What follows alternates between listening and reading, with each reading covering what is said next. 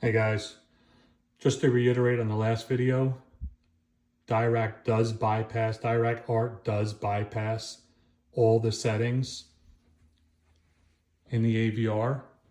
So that video I just did, again, I want to play it safe, just want to reiterate, but Dirac Art and Bass Control do bypass all settings that you had in the AVR. You have to obviously select a preset, what it automatically does when you load up your AVR, but for Dirac Live room correction, again, I'm pretty sure you want to adjust your crossovers to 80 hertz. But again, these videos are mainly for Dirac Art. So I just want to reiterate.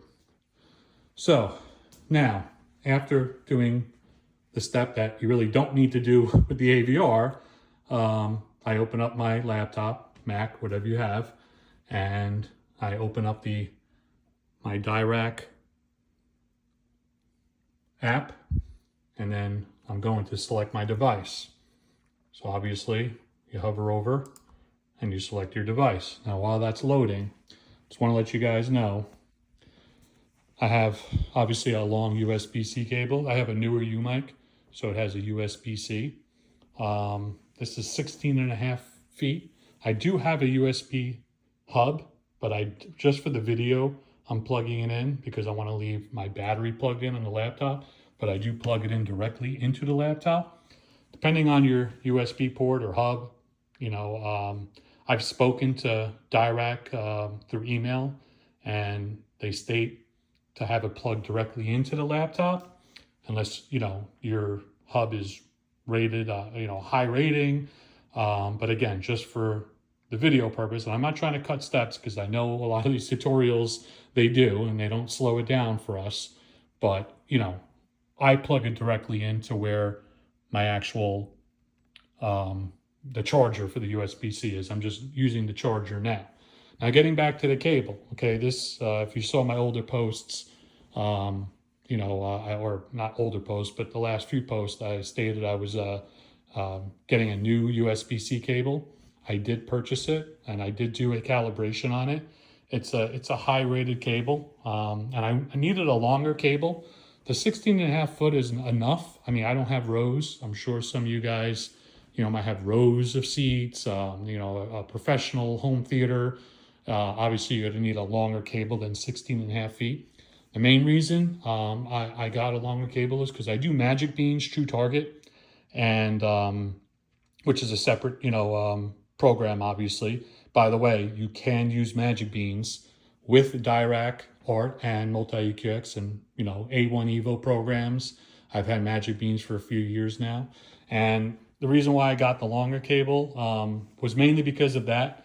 I needed it because when I'm doing my moving mic method, and again, I know this video is for Dirac Art, but when I'm doing a close or a near field measurement, it's a little harder with the 16.5 foot, especially for the heights and the in ceiling, because you got to start about a foot, in front of the actual speaker and then move the mic back. So I did get a longer cable for that. I know a couple of people think that I burnt out my USB-C cable. There was one user that commented on my post saying I have issues because I do multiple calibrations, which I do. I definitely have issues, OCD issues, but it wasn't because I burnt out my old USB cable. It was because I needed it for Magic Beans. Shout out to Magic Beans, Joe and Tell. Great program. I've been using it for years. I'm still trying to get it down with Dirac Art.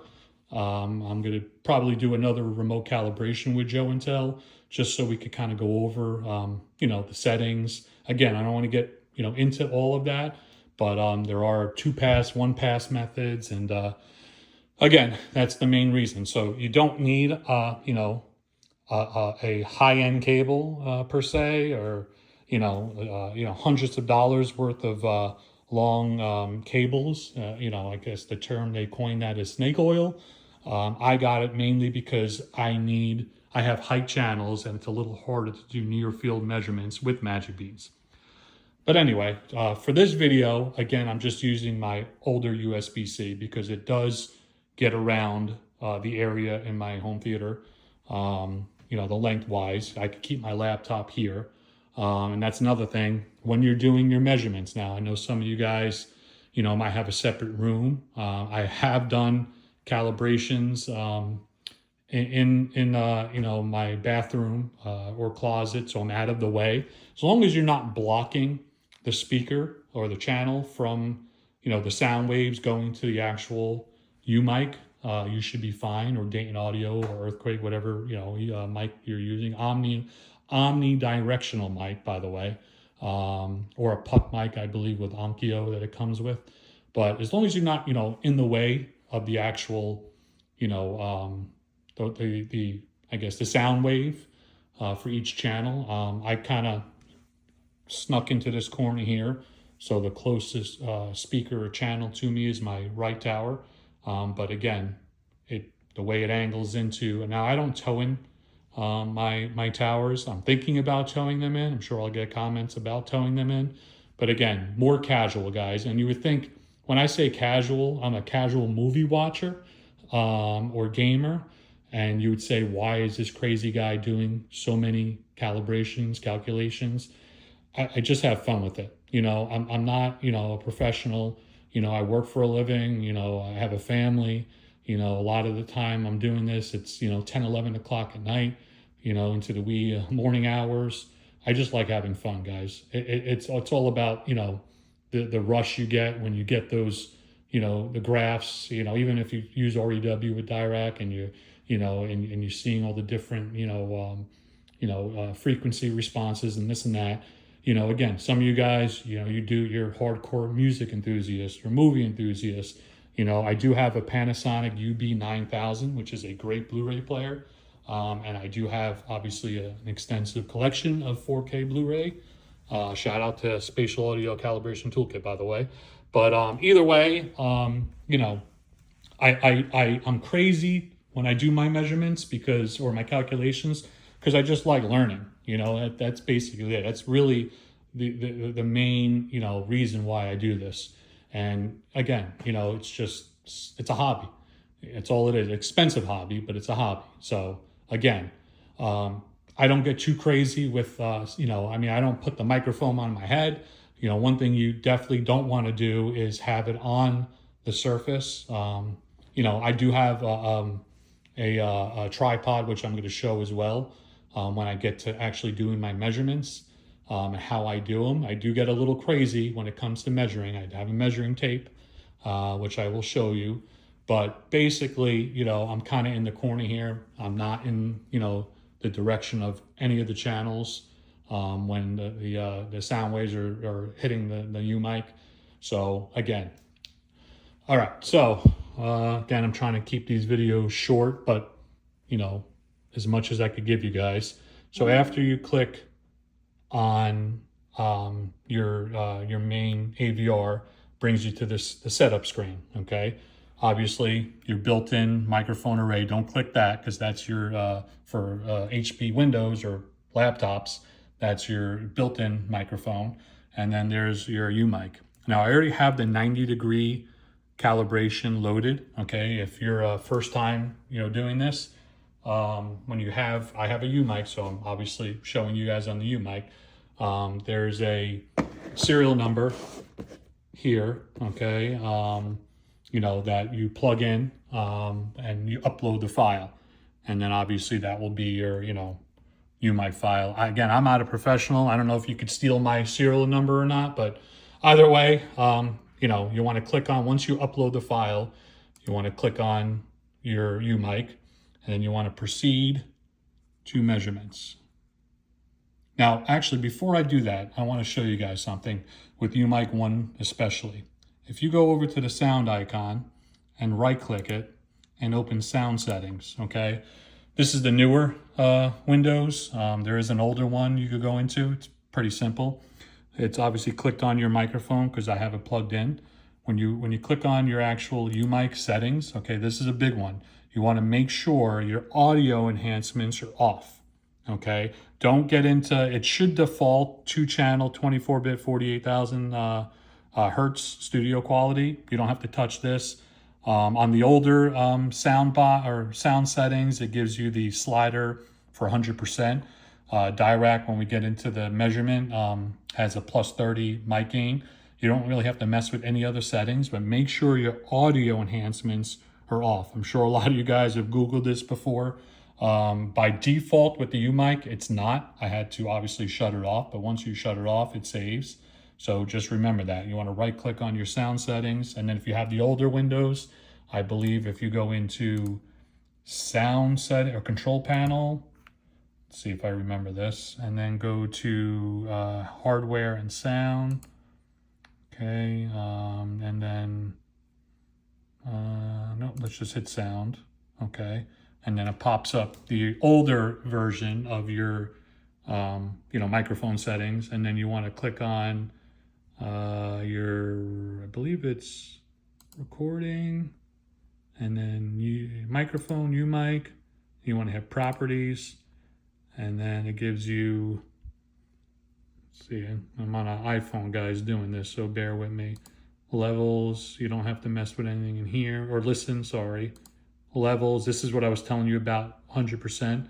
Just leave this because the mic gain, which we'll be getting into, you don't have to worry about this. And then advanced, again, enable audio enhancement. So if you do have older Windows, you'll be clicking it here, okay, or clicking it off, and then just hit apply. But again, if you have newer Windows, how I showed you the first time with right clicking.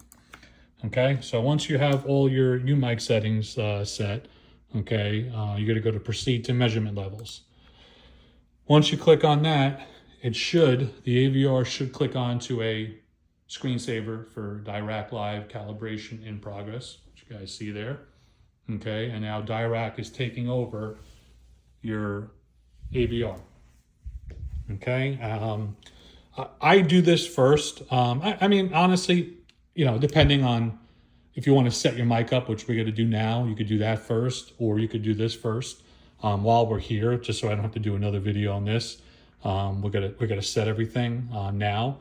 First things first, before you mess with the master output and mic gain, okay, you want to set all of your sliders to 0.